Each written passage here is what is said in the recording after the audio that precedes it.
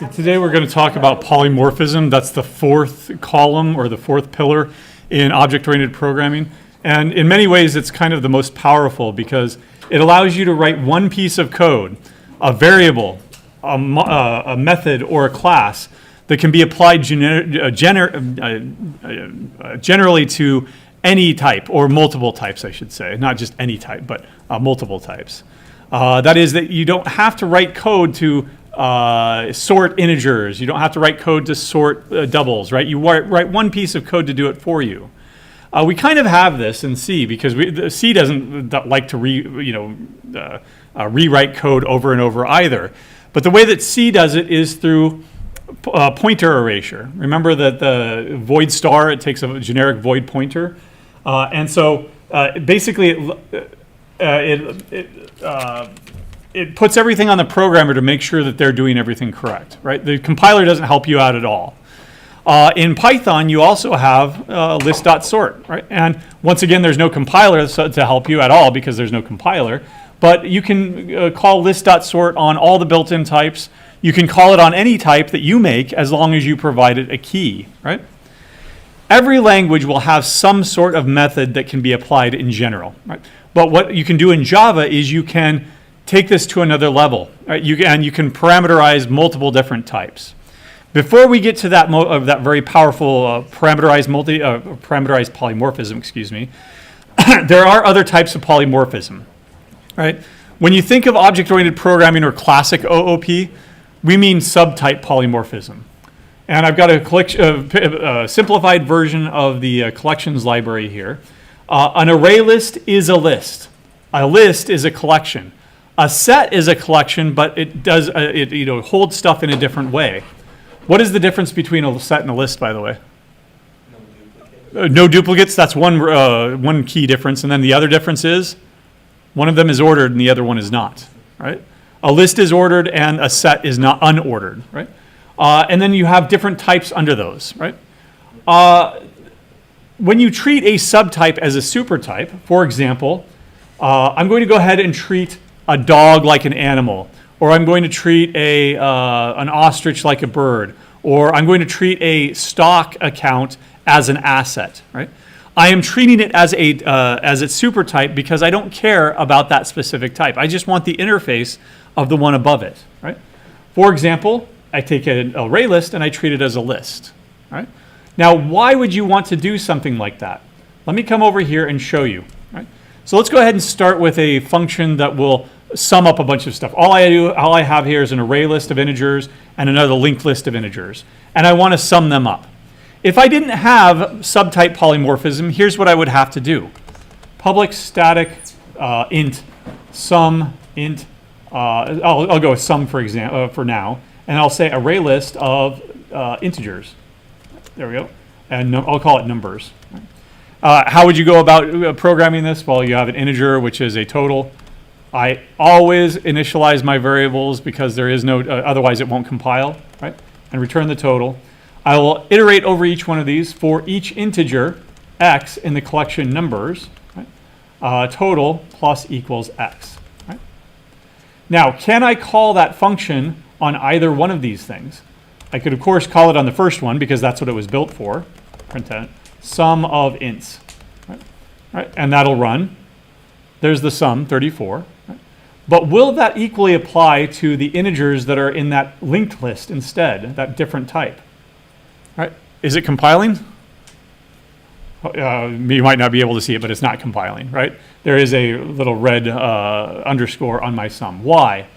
Well, I'm trying to pass in a linked list to that's not what I want, to a function that takes an array list. So let's use subtype polymorphism here to make it more generic. Array list, linked list, I don't care what type that is, they're both lists. Let's go ahead and promote this to a list. And what happened to my compiler problem? It goes away, right? And I can use the same function on two different types here. Can I use that on the array list of floats? Right? Floats, there we go. No. We're going to get to that problem later on. But let's go ahead and expand that out even further, right? Does it matter if it's a list or a set? You're going to iterate over it, and you're going to add it up, right? So instead of copy pasting, what would I do? How would that look, by the way? Copy, paste, sum, and it's a set of integers now, right? Did I change any of the code? No. Don't repeat yourself. DRY principle here, right? So what could I do here to collapse these two down? And by the way, why can I have two sum functions with the exact same name? That's called method overloading, and we'll talk about that in a second here. But what could I promote this up even further? As a collection. There we go, collection. Now, do I need this second sum here at all? Nope. I've simplified it down to one function so far, right? So there's the power of subtype polymorphism. You can treat any subtype as a supertype, and the examples that we've looked at before are you can treat a robin as a bird, an array list as a list, right? It simplifies code and means that you would only have to write one list, a method, or to process that list or that collection or anything like that. Right? Remember, I asked why there are two sum methods that have the same name, and that's called, not method overloading. Method overloading. Right, there, sorry. There we go. That's what I want. All right. It's called method overloading. Think back to C that does not have any polymorphism at all, or weak polymorphism if you wanted to call it that. If we wanted to do an absolute value function, what did we have to do? In the math library, there's abs, there's fabs, labs, lalabs. Why? Each one of them applies to a different type. They all have to have a different name because there's no method overloading, right, in C. Right? With an object-oriented programming language like Java, you do have method overloading. That's where you can take multiple, you can define multiple functions with the same name, but different parameter types, right? And the example, again, is math.abs, right? So int x is equal to negative 10. And I want to take the absolute value of it, x. Which absolute value function was that? Remember that there are actually four, right? There's one that takes a double, takes a float, takes an integer, takes a long. It's kind of difficult to see because it's small up there. But abs of x. How does it know that to call that function that takes an integer? If I click on this, it indeed takes me to the function that takes an integer and returns an integer.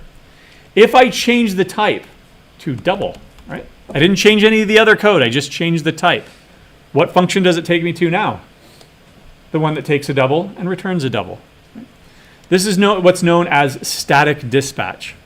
Right? The compiler is dumb generally, but it's smart enough to see what types you're passing in. It says, oh, you're passing in x. X is of type integer. That must mean that you meant to call the integer function version of that, right? This is called static dispatch. Static here, it means at compile time. Static means at compile time or time by the compiler. It doesn't mean static as in like public static void main, right? Not that kind of static. It doesn't even mean the static that's in C if you have a static variable, right? Static here means the compiler takes care of it for you. Can you have method overloading in Python? Is there a compiler in Python? Nope, it's an interpreted language. There is no method overloading in Python. Is there method overloading in C? No, because once you create a function with that name, you've polluted the namespace. Remember that term? Right? The namespace, that name has been taken and it can only have that name at all, right? For the entire code base. Right? So that's method overloading. There's another type of overloading though. We covered method overloading in CS1, we're reviewing it now. Here's operator overloading. So consider in Java, what does plus mean in the following context? Right. I'll just get rid of that. What does this mean? If I take a string plus a string, concatenation. Concatenation. What if I did an int plus a string, int plus an integer? What is the interpretation there? Addition, right? It's not a trick question. All right. What if I did an integer plus a string? What's the interpretation on that? They are mixed types, definitely, but this is allowed in Java. What's going to happen? Convert the int to a string and concatenate. Right? Cool. What about another language in Python? Right? What if I did the same thing there? Right? Hint, hint. The first two are the same. String plus string is concatenation. Int plus int is going to be a addition. But what if I did int plus string or string plus int? Yeah, this is now a runtime error. All right. You cannot do this. Right? What do you have to do? You have to go string plus str of that int, and then it will interpret that as concatenation. Right? Or you'd convert the string to an integer and then add it to the integer, and now that's addition. And this is kind of stupid, but what about in C? If I did char star plus char star. Do we have a string concatenation operator in C? Right? This would compile and this would run, but what would it do? Adds two memory addresses. Right? And that's nonsense. Right? So that memory address plus that memory address, and it's just a different memory address, probably that doesn't belong to your program, right? C does not have any operator overloading. It's just treating those as integers, and it's just addition at the end of the day. However, in a programming language like C++, it's the Wild West. It's absolute chaos. You can do full operator overloading on anything that you want. You could redefine addition to mean subtraction. Right? You could redefine division to mean string concatenation. Right? You could do whatever you want in C++. This, however, is bad in general. Why? Let's just take an example. List plus list. Right? And you do have lists in C++. What does this mean? Right? Question mark. Right. Give me one interpretation of a list plus a list. Yeah. Adds whatever's in the list together. All right. So like 1, 2, 3, 10, 11, 20, 30, and you'd add them component wise. Yeah. Okay. So that's called vector addition. Right. You treat the list as a vector, and then you'd add those together. Right. Is there another interpretation? Adding each elements, like combining the lists. All right. So appending. Or concatenation, right? Add the second list to the first one, so you're just putting them together, right? Is there another? Okay. Dot product. That would return one number. Okay, so yeah, all right. Dot product. It'd be an interesting Right. It doesn't return an integer; it just returns one number. Then at the end of the day, right? I've never heard that one, but yeah, that's another one. You're in 235 right now, right? What does this mean? A cup B. That's the union. There's another interpretation.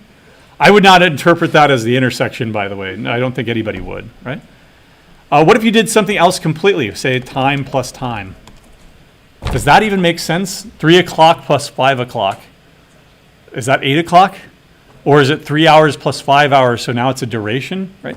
This is why the time library has these different concepts to represent these different things. You have local date time. You have local time. You have local date. You have duration. You have a bunch of other stuff, right? And so, it's all confusing, right? If you do operator overloading, say in C++, you end up having to write your own function and method anyway to say what this does, because you have to provide the code. And my question is, if you're writing a function anyway, why don't you just use the function and give the function a meaningful name? Instead of relying on plus, you could say vector addition, right? Call your function vector addition. Instead of relying on the plus, you could say, call your function dot product, right? And that's way, way better, in my opinion, right? So operator overloading, it is a thing that you should know that exists. But yeah, you don't use it. Right? Not even in C++ would I actually use it for much. Right? All right. Let's talk about parameterized polymorphism. Right? In Java, you can parameterize a variable, a function, or method, I should say, method, or a class. Right? What is a parameter? It's the type of the variable is variable. And let me go ahead and put that into bold, right? So it's a variable, right? So let me come back over here and let's look at, let's say, int x is equal to 10. Now, x is a variable, but right now, what's its value? 10. What is its type? It's an integer, right? Double y is equal to 20.5. Y has a value of 20.5, but its type is double. What if I wanted to erase the idea of a type at all? Like I wanted something from the world of Python where we don't have fixed types everywhere. I want a type of z, right? Where z is not defined, question mark, question mark. I could instead put a variable for the type itself, type, or t for short is what we usually do, okay? Now it's not going to compile here because I actually have to parameterize it to say that it's of type t. But what I want to do is I want to continue this demo and say that, whoa, we've got an array list of doubles up here. Is that going to work with our sum function that we have right now? Let's change this to floats. Right? Is that compiler going to like that? No. Floats is a array list of doubles. What does sum take? It takes a collection of integers. Right? If I wanted this to work for doubles as well, what would I have to do? I would have to copy, paste, change doubles, change that to double, change that to double. Right? Did I actually have to change any of the code itself? Right? And what I'm going to have to do is I'm going to have to say sum for doubles. There we go. Right, there we go. Did I have to change any of the code? No. This violates the DRY principle. Don't repeat yourself. I want one function to rule all of these things. Right? If you give me a collection of integers, if you give me a collection of floats, if you give me a collection of doubles, it's the same function. Why should I have to write it 3 or 4 times? Right? So what I want to do is I want to, I'll keep that for now. I want to get rid of the type. Right? It's not going to be an integer. First of all, I'm going to return a double here. I want to get rid of the type here and make it generic, t. And make that generic t, right? Because that's all I did when I copy pasted my code. All I did was change the type over and over and over again. So I'm going to make that into a variable now, right? Now it doesn't work yet because I have to add some more code to say that this is actually a parameterized type. And I always forget where it goes. Yeah, it goes after the static. There we go. T, right? There. Now all those compiler errors went away, but there's still one compiler error here, right? But all the compiler errors down here, they went away. Right? I can apply that to any type, and now I can get rid of this guy right here. Right? What will this take? It will take any type t. The problem is right here. Do I know enough about x to say that it has a double value? If it was an integer 10, I could always convert that to 10.0. If it's 3.5, that's already a double. I can convert that to 3.5. But I don't have enough information here to say that, oh, you can add that, right? What if t were not a number? What if it were a string instead, right? I replace t with string everywhere. Can you add them up? I mean, I guess you could, but it's no longer addition, right? It's now concatenation, and I would not be able to return a double, right? I would not be able to add it to an integer and have the result be an integer here. So the takeaway here is that I need a minimum amount of information about t. What is t, right now? I want to say, well, it extends integer. Integer. Right? Now, my first 2 function calls on ints and ints.ll, those work because those are both integers. But this guy right here will not work because a double is not an integer, and an integer is not a double. Do you remember what we called that? Invariance. There's covariance, contravariance, and invariance. And this is invariance right here. So I want to make this a little bit more generic. What is a double? What is an integer? If I want to take a look at them. They are both numbers. Right? So if I say it extends number, now I have a minimum amount of information to say that I can convert this to a double value. Right? All my problems are solved now down here. Right? I can make this apply to any collection of any numbers at all. Right? And that's as generic as I can get it, this one at least, I think. Right? And now I've got one function. That's it. Right? I made it as generic as I could. Right? What if we make it as generic, like super generic? what if we have another public static t, and I'll just have a void function here, do something, right? And I take a collection of elements of type t, stuff, right? Okay? What can I do with that stuff? Not much. What is t? So I answered the question of what is an integer? Oh, it's a number. Well, what is a number? That's where the buck stops, except that implicitly it doesn't stop there, right? Where does it actually stop in Java? There is one object way at the top that implicitly everything extends from. Object O, right? What's in that object class? A default no argument constructor. That's why you never had to write your own. It was inherited from object, right? What else is there? What class are you, right? There's also a hash code method. Right? And by the way, there is no body here. There's another keyword here, native. Does anybody know what that means? It's not abstract. It's a native candidate. In other words, the implementation is somewhere inside the Java virtual machine, right? And it's probably written in C, right? And it's also an intrinsic candidate. Does anybody know what intrinsics are? So various processors have optimized operations, not just plus, minus, multiplication, right? They have intrinsics that there's a special part of the circuit that is optimized for that operation. And if it has that, then the compiler will say, oh, you have that intrinsic, I'll go ahead and compile and optimize that, right? Like when Intel or whatever the commercials say, it's got AI inside or whatever. What is that called? What do they say? It's optimized for AI. What do they actually mean? It's optimized for matrix multiplications, right? At the end of the day, right? And so there's this other, you've got the arithmetic logic unit, but you've also got this specialized hardware over here that does floating point operations on matrices. And if you compile, if it's that's intrinsic because it's not part of a standard processor. It is it's a special area of the chip for that particular chip. And if the compiler knows about that, it can compile and optimize it for that one chip. Right? And again, at the end of the day, it's all just matrix multiplication. Right? What else does it have? Equals. What's the default behavior? If these two things are the same thing in memory. Right? What else does it have? Clone, don't worry about that. Oh, it has a toString method. This is why everything has a toString method. What is its default behavior? To get the class, to get the name, in other words, unl.soc.book, followed by an @ sign, followed by a hash code in hexadecimal. It converts it to hexadecimal here.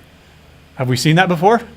If we don't define a toString method, one is provided for us by the object class. Cool. Right? And then there's a bunch of other stuff, right? Not a bunch, but what can I do with an object? Not much. I could print it out, toString, right? I wonder what happens there. New object. There we go. And let's system.out.println. Oh, I'll just leave it like that. It implicitly calls the toString method there. There we go. It's an object, all right. And what data does it have in it? Nothing. There are no member variables, right? Okay. So there's not much I can do with it. I could print it out. I could iterate over this list and print everything out, right? Print everything. So for object, or in this case, I'll go with object. I'll go with T first. T x in stuff. System.out.println x. There. Can I print my integers? Can I print my floats?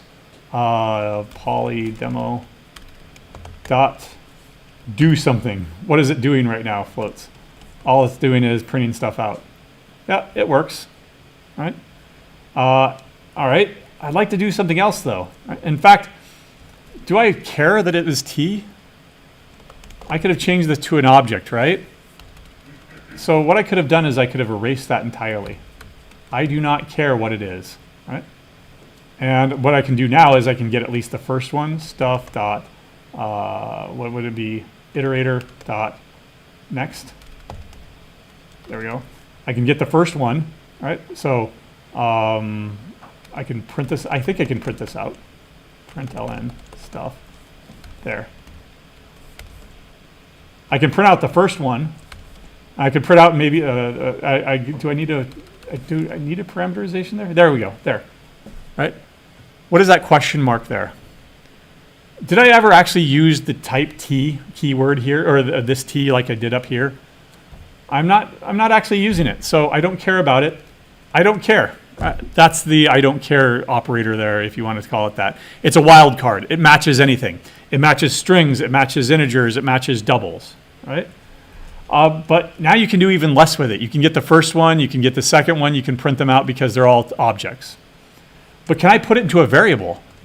X is equal to stuff iterator next. In fact, I'll call it first. First element is equal to that. Well, I have to have a variable name, or a variable type over here, right? That can't be a variable type because it needs a name. So now you need a name T, right? And now we're back to square one where I have to parameterize this thing, and that has to be a collection of type T, right? Now I can get it at the first element, right? Again, there's not much that I can do with it though. I need some information. I need to say, oh, T's are all elements of type, say, number or bank account or something like that. So this isn't, by itself, isn't much use, but you can build on it. And for that, I'm going to pull in another note set here. Here we go, all the way to the top. There we go. All right. So if I have a question mark here, do I know anything about stuff? No. I can put it into an object, but what can an object do? ToString, hash code, equals, and we're done, right? If I put a name on it, T, now I don't have to say that it's an object. It can be of type T, but I still don't know anything about it. I still don't know that it has a double method or a get total method or a get value method. All I know is that it's an object. So if I put a bounded parameter on it and say that it's a bank account, in the bank account class, there is an interface that's defined to say get balance, right? And now I can iterate through all these bank accounts to get their balance and return a total, right? I've got a list of accounts here, all of type T. I can build on that further and say, well, I didn't really need the T and the named parameter in there. So I'll go ahead and put that as a question mark to match anything. I don't care, right? That's the I don't care operator. But sometimes you do care, right? For example, in this one, I get the balance, and if it's greater than 0, I will add it to the account and then return the account. Otherwise, I'll return null as a signal that this is an invalid account, right? There's nothing in it, or there's a negative value or something like that, right? At which point I do need that named parameter there. But what about that list? Does the list care what's in there? I just want to add stuff in there. So I can add another thing in there. Question mark super T. Right? That's the opposite. So extends is a subclass. Super is a superclass. The idea here is if you write just one piece of code, it's only applicable to one type. But if you're in an inheritance hierarchy, you can go ahead and put in an upper bound to make the code as generic as possible. You can't go all the way up to object because then you'd lose all the information. So you extends bank account somewhere up here. Now, you can also extend it down below, right? I don't care what's in those accounts. So I'll just say that, oh, it's question mark, who cares? There's some lower bound over here. You can define upper bounds and lower bounds to make it as generic as possible. You're taking it and it only applies to one specific type. Increasing the bounds means that it applies to more. Increasing the bounds down here means that that you can put stuff into a collection. That's what's called PEX, right? It's producer extends consumer super, right? And what that means is, let me go ahead and give you a text description of it since I don't have those articles there. But there's an article about it if you want to. I can send out a link if you're really interested in reading about it. But PEX stands for producer extends consumer super. So a collection, like a list or a set, is a producer of elements if you wish to pull them out and do something with them. In other words, I wish to pull them out to get their value and then to add them, right? There you would use a named parameter, T extends item, because T is the name of the type being used. And you need a minimum amount of information about item or something, right? A collection is a consumer of elements if you wish to put stuff in, right? So take stuff out, put stuff in. If you don't care about what's in the collection already, you just want to go ahead and add something to it, right? It can get super, super complicated, right? I'm not expecting you to write any complicated code using this kind of parameterized polymorphism. In fact, in lab 6, we walk you through it pretty much. But now do something is broken, so let's go ahead and get rid of that. I do want to show you how complicated it can get, and this is not even the most complicated. Collections.max. Let's take a look at what that looks like. All right. So there's a parameterization there that it extends what? It's an object, and it's the interface comparable. Remember we did that with books, right? And then it's comparable. Well, what's comparable? I don't care, right? Because I have a collection of elements of type T, and it's going to return an element of type T here, right? And so again, it's what did I call that again? It's a consumer super, and so we're not actually consuming it in the same sense here, but we don't care about what it's comparing. That's the book class's problem, right? That's my interpretation at least. Anyway, and we don't care about the actual code here, but you see how complicated that can get? They made it as generic as possible to apply to any comparable element. Integers are comparable. Strings are comparable. If I had Chris, Joe, and let's say Chris and Joe, who gets returned from the max function here? Joe. Why? J comes after C, right? Lexicographic ordering. And it's because it's comparable, right? So it made it as generic as possible to apply it to any type. Strings, integers, doubles, all those built-in types. But what else would I have been able to use this with? Let's go back to my book. Oh, I thought we did it, didn't we? It was at some point. I swore we did that. All right, implements, comparable of elements of type book. Right, there we go. And I'm going to have to add that method. Right, there we go. How should we order our books? Right. I want to compare this to that, and I'll rename that. That's why I swear we did this at one point. Right. Let's just do it by title. So this dot title dot compare to that dot title, right? And that's what you'll return. Now by writing that one simple piece of code, I can reuse this max function over here. And by the way, there is a min function, but it takes a comparator, right? I can reuse what does sort look like? Find sort. There we go. And it's also a consumer super here. Because it doesn't care what's in there, it's just gonna it's a producer, so it is gonna pull them out, right? Oh, unsupported. Okay. What? Weird. All right, so let's take it to the actual one, collections dot sort, and there, that's the one I wanted. Pretty much the same thing there, but it's a list of elements of type T. So there, the comparable here is still the same because it acts as a consumer, but this is a producer, right? And the producer here is that it's going to be comparable, that it has to be comparable. If I just created book and it wasn't comparable, it would not apply to this this sort here, right? I'd have to provide a comparator.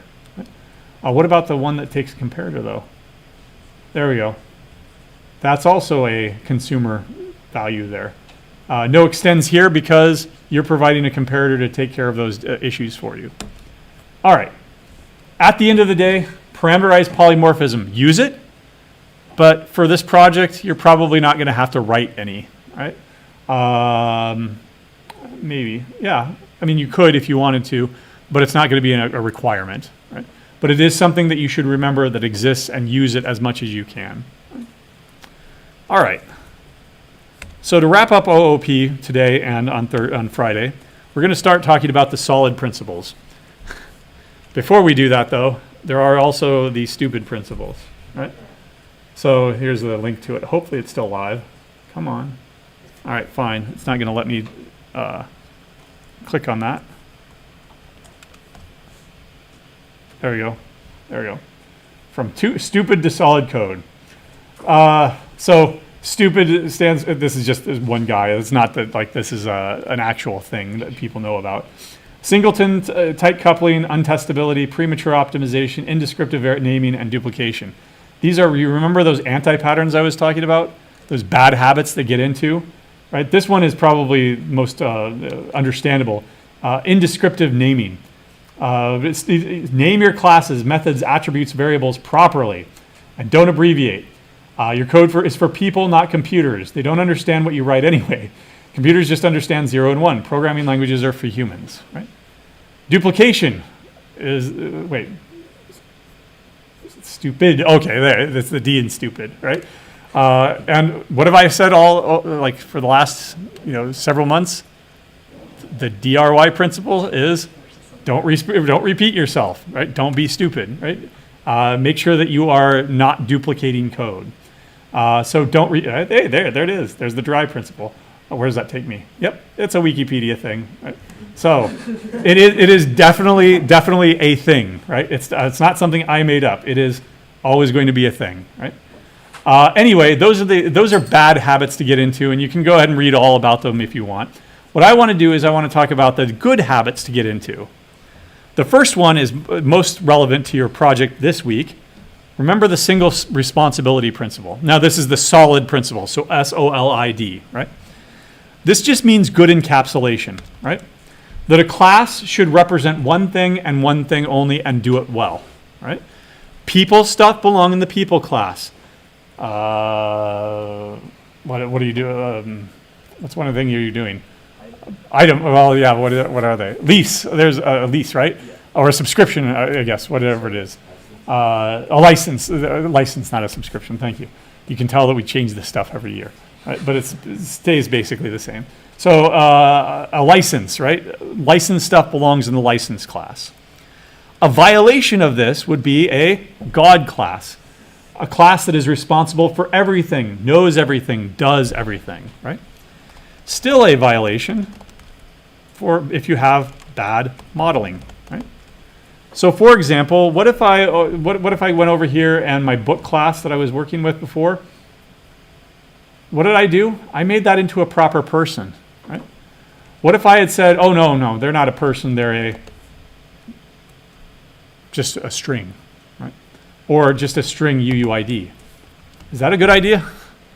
Nope, bad idea. That's bad modeling, right? Person stuff belongs where? In the person class, right? Address stuff belongs in the address class, right? Here's another one, though, that you might not have thought about. Hopefully you are thinking about it, depending on the feedback to your design documents. You're going to have to load data. You're going to have to convert data. You're going to have to save data. How many things did I just say? 3. How many classes do you think you should have? 3, or at least 2, right? So, I mean, loading data, and then you've already converted it by creating classes, and then saving data, right? So, what is marked down for cross out? Is it this? Yep, there we go. Convert data. I'll put a question mark there, though, right? Certainly, you could do it. Do 3 classes. I'll tell you right now that for my parsing code, I think I have no less than 7 classes. And that's because I use inheritance. But we are not expecting inheritance on the first iteration, on the first phase here, right? You probably noticed that you have a lot of repeated code already, right? Where you're opening up a file, reading it line by line, and then you're doing different things depending on what the file contained, right? How could you take that code and you could promote it up to a superclass so that you didn't repeat yourself? Again, we're not going to be grading on it, though. Another way of talking about this has been the Yagni principle, right? You ain't going to need it, right? Don't over-engineer things, right? Be careful. You still need good encapsulation and good composition, right? Also, you should avoid what are called leaky abstractions, right? So what do I mean by a leaky abstraction? Let's go back to my person class. Where's my person class? Alphabetic order. It's still hard to find. All right, private list of, say, strings as emails. All right. Now let me go ahead and import list. How do we get emails into this person object? One way that I could do it is through the constructor. All right, let's go ahead and generate a constructor using the fields, all of them. Right, there. So one drawback to that, though, is you have to have the first name and the last name, fine. But up front, when you create this object, you also have to have an entire list of emails, and then you pass it in. Right? What if instead I didn't allow this? What if instead I said, okay, initially we're going to have an empty list of emails. This.emails is equal to new array list. There we go. And down below, what I can say is public void add email, string email. This.email add email. Add email. There we go. All right. Now, what's the advantage of going that way? And by the way, there was nothing wrong with this one up here. Right? But the advantage now is that when I create the object initially, I only need the last name and the first name. Right? And then later on, if you want to add stuff, right, again, it's not necessary that you do this, but this is going to be a hell of a lot more convenient when you get to the actual invoice stuff. Right? Add an email, add an item to the invoice. Right? An add method that later on you can just add stuff. Okay? What if instead, or now I want to get the emails. Public list of strings, actually array list. Let's go with array list of strings of emails. Get emails, right? Because I want to get their first email, their primary email, and email and to do something. Return this dot emails. That's a leaky abstraction. Why is it a leaky abstraction? I've leaked information to the outside world, right? What have I leaked? I'll change this to list so it compiles. There are a couple of things that I've leaked. The first thing that I've leaked is, how am I representing my emails? As a list of strings, right? Okay, that's not that bad. But what happens when you create a person over here? Person P is equal to new person, Joe Smith. Right? And I add an email, p.add email, a@b.com. Right? There we go. p.get emails. What does that return? It returns this object's email list. What can I do with it now? Clear. All right? Does that sound like you are protecting your data? It's private, right? But what have I done here? I've returned it, and it's mutable, and you've changed it, right? Because as a result, I've leaked information out to the outside world. I've allowed you to do this. Right? Now, if you want to do something like this, fine, but I would do it like this. New array list. Remember that this is called a copy constructor? It'll take all the emails in that list, put it in a brand new list, and give you that list. Do whatever you want with it. It's yours now, right? But my list is protected, right? I've not this is less of a leaky abstraction, right? Even better would be to take care of it in the toString method, right? But anyway, that's a leaky abstraction. Code should not require users to know, or code should not require users to use it in a specific way either, right? For example, if you were forced to call initialize math before you called any math function, does that sound like a well-designed math library? I want to call the square root function. Oh, you can, but you got to call this other function over here first, right? Nope. And then the other example that I just gave you is emails in a person class leaking information about how it is represented or makes it mutable. Right? Those are bad things because you're not protecting your data. Right? Okay. We'll do O here just very briefly, and then we'll talk about it on Friday. But O is the open-close principle, which means that every unit that is module class method should be open for extension but closed for modification. Right? And the classical example here is inheritance. Right? That if you have good inheritance, that superclasses provide general generic behavior up in the superclasses that should not be changed otherwise. If it's changed, then it needs to be, if it ends up needing to be changed, then that means that it was a bad design to begin with. Or it breaks all of your code. Right?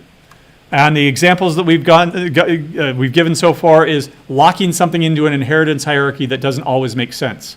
A person, a director, and an actor. Right? Sometimes you're a director and an actor or a writer or whatever we did. Right? And so how do you reconcile these two things? It's an invariance that you can't. That probably doesn't belong in an inheritance hierarchy. The rectangle problem, right? Sometimes a square is a rectangle or a rectangle is a shape. But if you have mutable methods that make a square into a rectangle, it was a bad design, right? So it breaks all the other code, or things aren't what they are anymore, right? Another violation would be the use of instance of to determine business logic. And I showed this before of what would happen, like with the stock or whatever other class we had, right? This should be Java. Come on, why are you not Java? There we go, now it's Java, right? If I've got an object and I have to check, is it a stock to do stock things here, right? Otherwise, if it's an instance of annuity, so I can do annuity things here, right? This is very, very bad because it forces you to change your code every time you add a new type. If we bring in an annuity or if we bring in a crypto, right? Now all this code breaks because we have to add the code here. That sounds like an annuity thing or the crypto thing. Where does it belong? In the annuity class, in the crypto class, right? This is another violation. If we just ask, oh, are you a stock? Well, I'm not using the instance of keyword, but it's the same bad design here, right? Are you a stock? Are you an annuity, right?